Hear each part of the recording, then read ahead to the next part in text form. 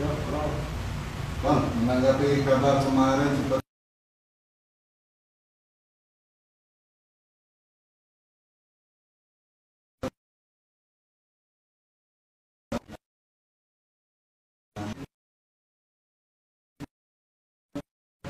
Istilahnya menganggap itu hal yang sangat apa ya, sangat tendensius. Kenapa? Karena kan udah beberapa kali saya bilang, saya ini sedang menjalankan puasa saya. Dalam lingkup surat puasa itu ditulis, salah satunya saya mempunyai hak untuk menjawab dan membuat video balasan atau menjawab pertanyaan dari pers di media sosial maupun televisi. Itu udah jelas gitu dalam surat puasa. Artinya ketika saya membahas apapun di dalam ranah puasa saya untuk mengemukakan pendapat saya, itu tidak ada alasan lagi orang lain untuk ikut campur di situ. Makanya ketika dia laporkan saya dengan pasal 14 Undang-Undang ITE, nah ini kena, ini bakal saya lapor balik. Gitu. Saya udah persiapan laporan balik pasal 220. Kenapa? Karena sedang terlalu ngada-ngada.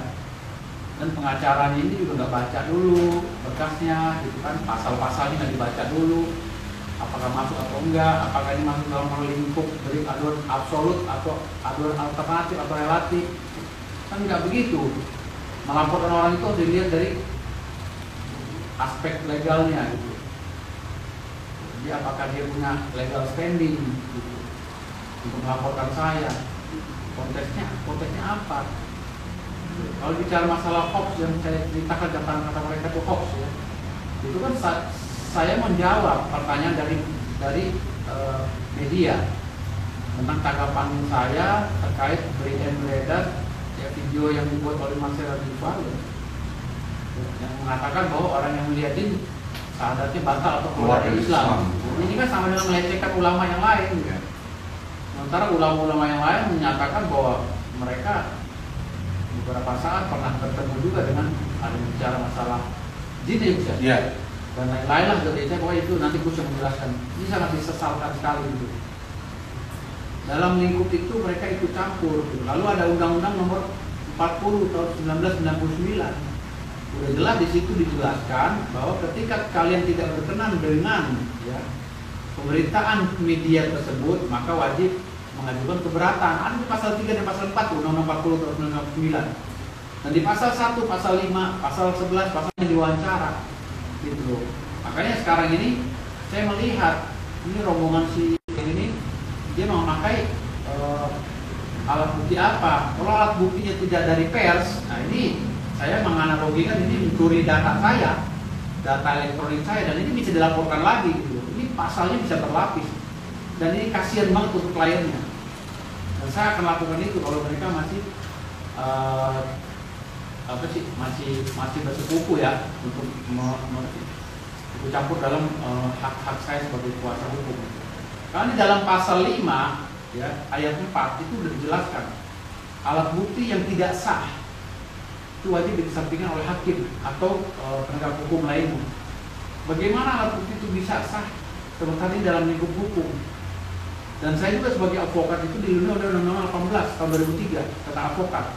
Ada pasal 16 kalau nggak salah juga, atau pasal 19 ya lupa saya, tentang imun ya, tentang hak imun ketika seorang lawyer itu membela mati-matian kliennya. Bentuk pembelaannya berbagai macam cara, gitu loh, tergantung daripada situasi mental dari klien kita. Kalau klien kita ini mentalnya terserang, dihajar oleh orang, kita diam aja nggak bisa juga.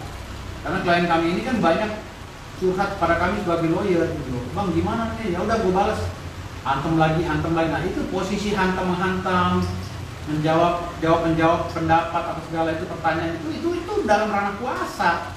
Lantas Acong Latif ini masuk dengan kliennya ini melaporkan saya dengan pasal 14 ini mau apa? Mau melaporkan apa? Udah gitu pasalnya pasal salah lagi menurut saya. Pasal yang keliru. Pasal 14 ini kan pasal untuk transaksi elektronik yang mengakibatkan kerugian kepada customer. Apakah saya melakukan transaksi elektronik? Tidak, kan pasal ini untuk semacam peristiwa hukum seperti Ibraken, Doni Salmanan, nah itu baru bisa tuh melakukan kegiatan media sosial ya yang berkaitan dengan transaksi akhirnya merugikan orang banyak dan membuat gaduh. Nah itu baru bisa. Tapi kalau 14 ini diterapkan kepada saya, aduh, terlalu riskan dan ini cari panggung, cari panggung. Gitu. Acong Latif kan ngerti ya kalau kita sedang menjalankan kuasa itu seperti apa. Gitu. Tapi saya sayangkan di sini keliru dia. Makanya dilaporkan sama dia saya santai-santai aja, saya ketawa aja karena saya mau lapor balik. Hati-hati kalau saya lapor balik, laporan dimasuk, ingat. Saya kalau udah ngegas nggak mungkin ngerem. Itu aja, ini kode dari saya ya. Saya kalau udah ngegas nggak mungkin ngerem. Dan ingat ya, kalian pakai teori hukum, saya pakai politik hukum. Kamu tahu politik hukum, saya senyum tapi menikam.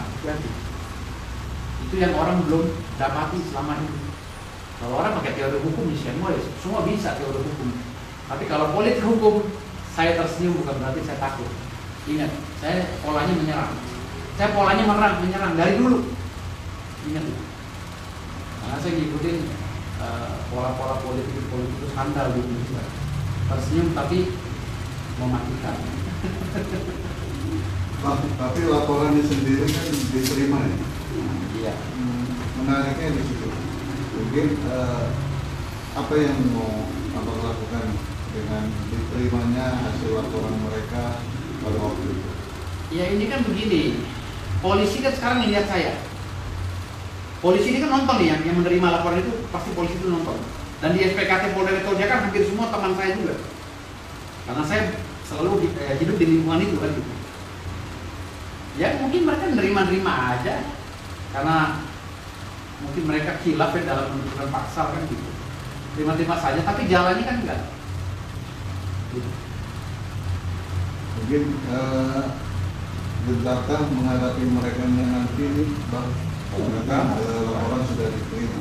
Enggak, kan saya mau lapor balik. Jadi saya nggak berita. Silakannya dibuktikan gitu. Saya laporkan 220317 atau 220242 atau nanti saya pakai lagi undang-undang ITE, bisa saja. Lihat aja nanti apa yang saya pakai. Gitu. Makanya saya bilang sangat disayangkan, kasihan ini wanita-wanita yang datang laporan. Mungkin dikasih advice oleh si Acong Latif, salah advice-nya, dipaksakan. Karena awalnya beritanya itu saya dengar katanya mau melaporkan terkait dugaan pelecehan agama kan gitu. Harusnya pelecehan agama kan 156A kalau nggak salah. Gitu. Tapi kok jadi belok ke undang-undang ITE ya masalah transaksi elektronik. Saya sebenarnya aduh sangat keliru sekali, sangat keliru. Saya tidak menyayangkan, tidak melarang mendampingi klien yang tidak berkenan dengan hukum, silakan saja. Kan saya sudah buka ruangnya. Saya sudah bilang siapapun yang masuk dalam ranah ini saya sikat. Tanpa kecuali saya bilang siapapun yang masuk dalam ranah ini saya sikat. Jadi nggak ada urusan gitu bagi saya. Saya bilang. Dan sikatnya itu ya pakai sikat yang bagus lah, yang sikat besi yang nanti kerasa mikir. Dengan sikat WC terlalu lembut. Oke, Pak. Begitu tahu Abang dilaporkan, reaksi pertama apa? Nggak ada nih. Menyayangkan. Reaksi pertama saya ketawa. Gitu. Setelah saya tahu pasal 14 yang dipakai, dia bilang, aduh bocah. Kenapa dia tidak tabayun dulu dengan saya si Acong Latif ini? Nah, akhirnya mempermalukan diri sendiri. Hah? Kenapa Acong Latif ini nggak datang ke saya dulu, Bang? Bener nggak, Abang? Hah? Melakukan penghinaan terhadap sahadat atau terhadap, bener nggak? Beri kesempatan saya untuk menjawab itu. Lalu laporin gitu loh kalau saya ngeyel kan gitu. Kan di dalam beberapa video saya sudah bilang, saya sudah minta maaf jika saya ada tutur kata yang salah karena saya sedang bekerja.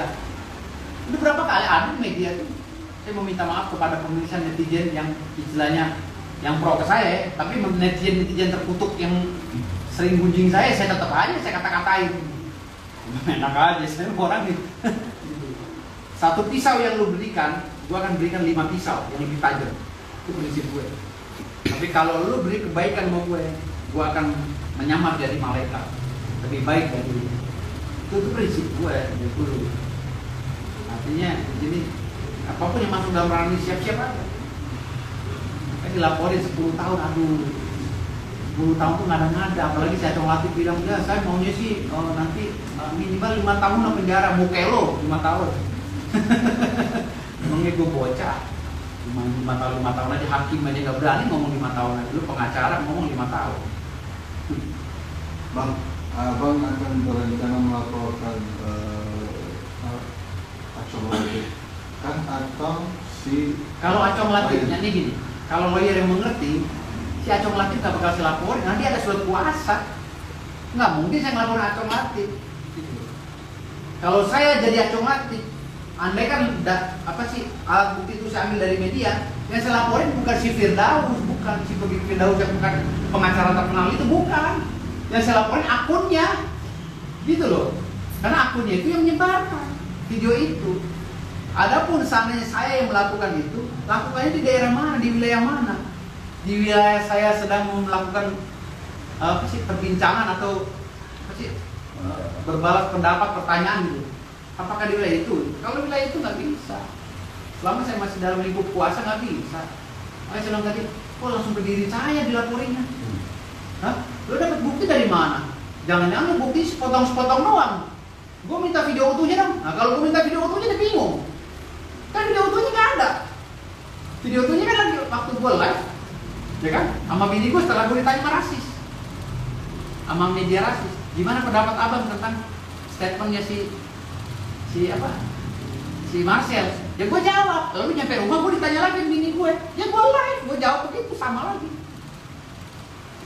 Dan itu penjelasan gue panjang sampai gue minta maaf sama pemirsa yang pro ke gue.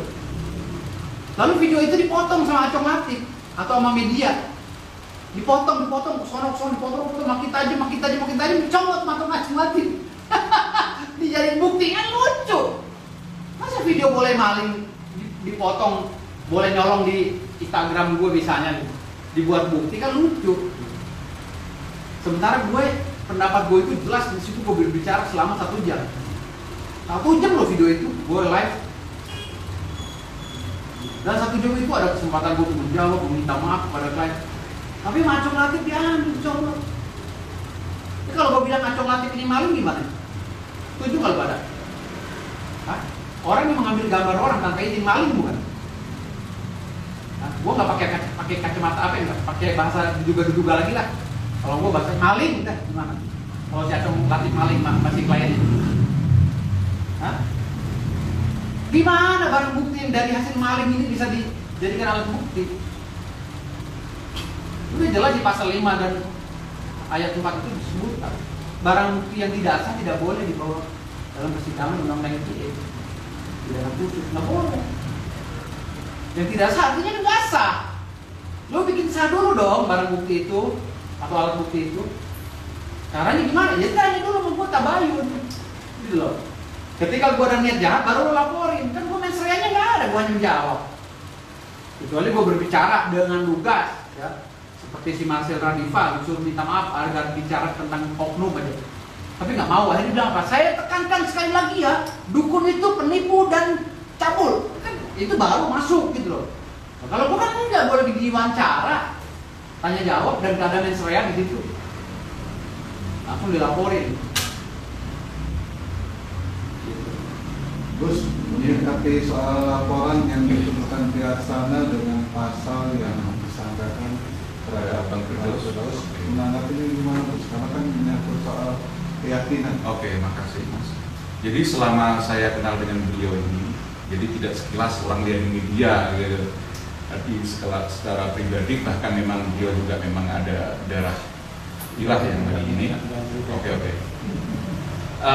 Memahami beliau kan memahami harus dipandang dari sudut filsafat. Dari sudut filsafat, ibarat memandang sebuah bangunan kan harus ada alasnya, apa dasarnya, ada tiangnya, ada gentengnya. Jadilah itu sebuah pemahaman gitu. Jadi memahami statement yang katanya ditujukan kepada beliau bahwa percaya rukun iman, bagian dukun itu bagian keimanan kan gitu. Begitu kan? Lintasnya. Itu kan belum berusaha menyuguhkan bahwa dukun itu praktisi gaib gitu. Makanya kan keimanan kan termasuk di dalamnya kegoiban. sampai disejajarkan dengan sholat di dalam Quran kan gitu. Wa yu'minuna bil ghaibi wa yuqimuna sholat. Maksud beliau ke situ, praktisinya dukun itu tentang memahami praktisi tentang kegaiban. Adapun makna dukun sudah kita sebarkan berkali-kali. Kita harus alur sejarah dulu, jangan udah negatif ini tentang makna dukun. Sekali lagi kita ulang, tahun 1701 Masehi oleh ahli bahasa Inggris yaitu Thomas Bowley itu masih dikatakan dalam kamus Inggris Melayu dukun itu adalah pengobat dan saintis. Jadi ikut dan diulang lagi. Okay. Jadi itu mah pendapat antum yang udah berulang-ulang. Jadi kalau saya mengumpamakan begini ya, maaf saya. Jadi gini, pendapat saya gini. Kalau seandainya kalian bilang dukun itu musyrik, masuk dalam kategori musyrik dan syirik, harusnya disebutkan dong dukun yang mana. Dukun yang mana? Kalau bilang dukun santet, gue setuju. Gue juga nggak setuju. Gue benci dukun santet. Sangat benci gue dukun santet karena mencelakai orang. Misalnya kan begitu, ya. Tapi kalau ini jangan generalisir. Apa dan siapa dukun santet itu? Pada zaman Rasulullah SAW dilarang mendekatkan diri pada dukun santet, pada santet. Itu kahin. Makanya gampang dalam pembahasan ini. Gue cuma nanya satu, yang keluar dari mulut Rasulullah SAW itu kahin atau dukun? Kahin kan? Selesai, udah dukun clear. Gitu loh. Nah ini jadi problem, kadang-kadang bahasa bangsa lain tidak mesti sama dengan bahasa kita. Ini kadang-kadang kan namanya bahasa kan juga ada penyempurnaan. Sebagaimana bahasa Indonesia ada penyempurnaan tiap zaman kan gitu. Jadi justru harusnya saudara Acong Latif, ini saran saya, itu kalau bisa malah lebih pas untuk melaporkan pesulap merah yang jelas-jelas memelintirkan pernyataan Imam Syafi'i gitu loh, yang katanya barang siapa bisa melihat jin keluar dari Islam statement itu jelas sekali kata-kata itu. Justru harusnya konsen ke sana, bukan malah ke beliau yang itu bisa kita jabarkan secara hulu dan hilir, itu lebih jelas gitu loh. Lah bagaimana Sayyidina Khalid bin Walid ketika menebas jin di pohon Samurah, kalau kita memahami literatur keislaman, itu beliau melihat jin langsung. Apakah sahabat Nabi yang bernama Khalid bin Walid itu juga keluar dari Islam? Waduh, parah kalau dilarikan ke sana. Begitu juga Abu Hurairah pernah juga menangkap jin waktu mencuri kurma gitu loh. Apakah juga Abu Hurairah sahabat Nabi yang meriwayatkan hadis sekian ribu itu juga keluar dari Islam? Kalau itu mah kejauhan deh. Saya udah pernah lihat jin. Itu aja. Udah gitu aja. Apakah saya kurang keluar dari Islam? Iya, enggak. Saya udah lihat kok. Iya, mau disumpah apa? Mau sumpah apa? Saya lihat jin. Enggak, khawatirnya mereka rujukannya ke hadis kan begitu loh. Iya, makanya mau disumpah apa? Saya siap. Ayo sumpah apa? Saya siap. Ini jadi masalah. Jadi jangan sampai menghilangkan norma-norma kegolongan tadi. Betul. Jadi maksud beliau tentang buku ya praktis juga, maksudnya begitu. Itu aja kalau itu sementara gitu dulu atau lagi. Oke. Biar panjang gitu. Ya tadi. Jadi memaknai itu harus jelas ya, clear ya, mana dukun ya. Yang dikatakan kalau dukun santet kita juga anti, gitu loh. Kalau dukun santet sih kita nggak mau, udah lah. Kita akan membantu orang masyarakat, apalagi dukun penggandaan uang. Bahkan beliau sendiri ibaratnya pengen jadi, ibaratnya ada lembaga namanya Kadif Propan, kalau di polisi umama ya, ibaratnya begitu. Ada semacam lembaga pemantau para paranormal gitu loh. Ibaratnya ini kita insya Allah mau bikin namanya polisinya paranormal gitu loh. Ya justru di sini kita di TPHDI pengen bikin seperti itu. Justru inilah namanya objektivitas kita, bahwa kalau ada yang oknum dukun, entah siapapun yang dituduh masyarakat, entah Samsudin atau siapa, atau yang kebablasan seperti mulutnya Marcel, sampai bias sampai ke amalan-amalan kami dari santri, dari mulai dukun segala macam, dukun pun juga santri juga banyak gitu loh. Itu justru menunjukkan objektivitas kita di sini. Kita mau bikin namanya TPHDI polisinya paranormal, polisinya dukun gitu loh. Gitu. Ini kok jadi bias kemana-mana gitu loh. Apa yang salah dengan makna dukun gitu? Oke. Jadi ya maksudnya tadi kembali ke kamus Inggris Melayu, sampai terjadi peyorasi atau penghinaan pada makna dukun terjadi tahun 1900 Masehi. Ketika adanya politik etis Belanda, politik tanam paksa, pasca perang Diponegoro, ya, pokoknya kalau nggak sekolah berbau barat, termasuk di dalamnya pondok pesantren itu nggak dianggap kuno. Di literatur pesantren itu kami dulu, ya memang mengajari ilmu pertabiban, Kalau orang bilang, kalau saya di komunitas Jawa, kalau seorang kiai atau apa yang dibilang kiai dukun juga fan-fan aja, banyak itu kayak gitu, bahasa umum di masyarakat itu bisa menjadi faktor bahasa rakyat, bahasa umum gitu loh. Itu gak ada masalah. Setelah 1900 Masehi, ada sejak adanya politik etis, politik balas budi, adanya sekolah Eropa, langsunglah dikriminalisasi anak dukun dengan adanya tandingkan antara dukun versus mantri.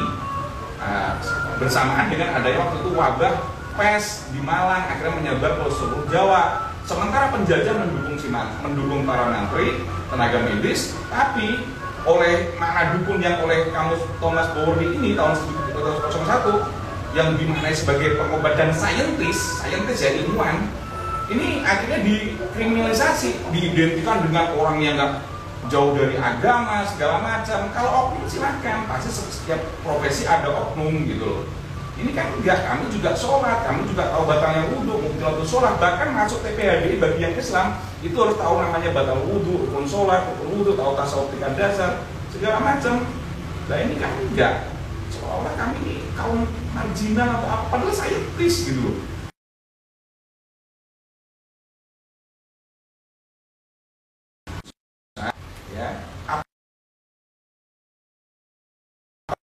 Teman dengan Dewan Fatwa MUI Pusat ya, memahami, mengurai sejarah ini, beliau juga nggak bisa apa-apa gitu. Saudara alternatif seperti itu. Jadi gitu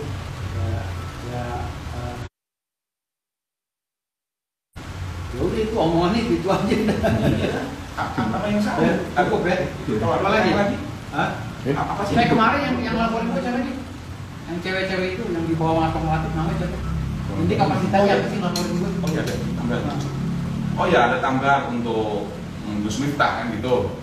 Katanya kalau Oke. Jadi ada tanggapan kami tentang Gus Miftah, tentang kata ilmu kekebalan para banser, milih yang mana, anti miskin atau anti kekebalan kan gitu kan. Ini kan dua pilihan yang disandingkan, pilihan yang konyol gitu. Ya kalau bisa ya selamat, termasuk di dalamnya juga anti kekebalan, ikhtiar. Juga kalau bisa sejahtera ekonominya sebagaimana doa sapu jagat, Rabbana atina fid dunya hasanah wa fil akhirati hasanah wa qina adzabannar. Bahkan Sayyidina Khalid bin Walid sendiri mencontohi ada amal kekebalan ketika minum racun yang lebih dasar dari cyanida, yaitu yang ketika Ratu Persia waktu itu yang belum masuk Islam membuat menantang untuk minum itu, tapi oleh Sayyidina Khalid bin Walid dengan doa Bismillahirrahmanirrahim la yadurru ma'asmi syai'un fil ardi wa fis samai wa huwas samiul alim, itu beliau alhamdulillah atas izin Allah tidak ada masalah. Kok ini disandingkan oleh beliau? Kedua, makna tentang pelarisan. Kalau emang pelarisan harusnya kaya sendiri. Oh bro, jangan begitu. Pahamilah makna ini. Jangan pakai kacamata materialisme kalmat. Gitu. Padahal Anda sendiri mengatakan seorang Gus. Please jangan. Gitu loh. Para nabi juga, para wali juga yang didoakan banyak yang lebih kaya dari beliau. Apakah nanti para wali-wali itu juga dituduh sedemikian? Oh ternyata yang mendoakan jauh lebih miskin daripada, atau ekonomi jauh lebih rendah daripada yang didoakan. Tidak bisa seperti itu. Ingat cerita Nabi Musa ketika ada sepasang suami istri minta doa untuk bagaimana dibikin kaya oleh Allah lantaran doanya Nabi Musa, akhirnya dikayakan oleh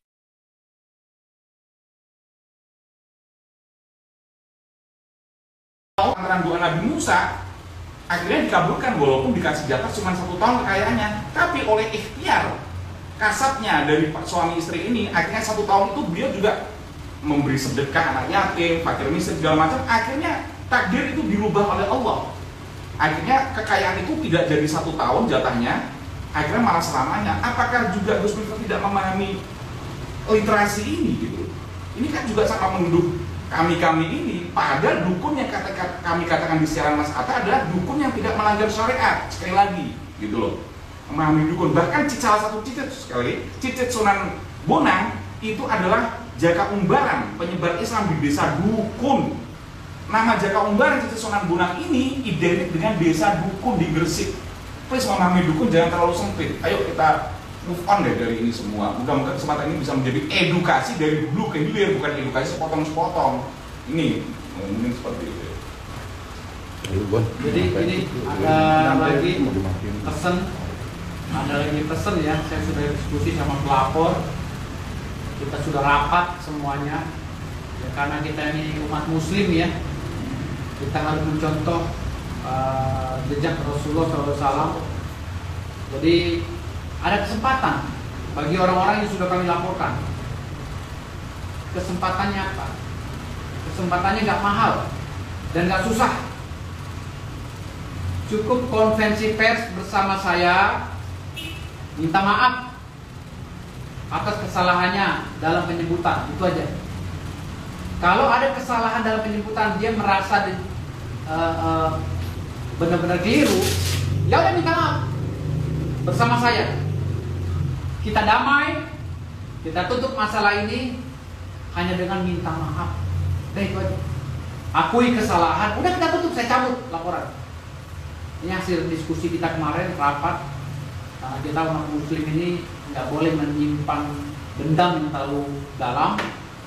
Ya, permohonan kita dari para dukun, udah kalau memang mau menyelesaikan masalah ini, siapapun yang kita laporkan dari belasan laporan, ayo hubungi saya sebagai lawyer, kita duduk bareng, kami minta bahasa maaf saja. Khususnya untuk Marcel Radival ya, ini pesan ini meminta maaf, dan kami juga akan meminta maaf jika kami ada kekeliruan gitu. Karena lama-lama saya ini viral banget ini ya, kalau terus begini 4 bulan lagi saya bisa jadi artis terkenal. Jadi saya udah tutup dah, jangan saya jadi artis terkenal. Jadi saya udah rapat tadi malam semuanya dengan klien saya.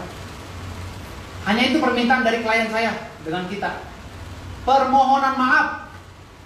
Jika maaf saja sudah berat, kita tempur, kita perang. Lah,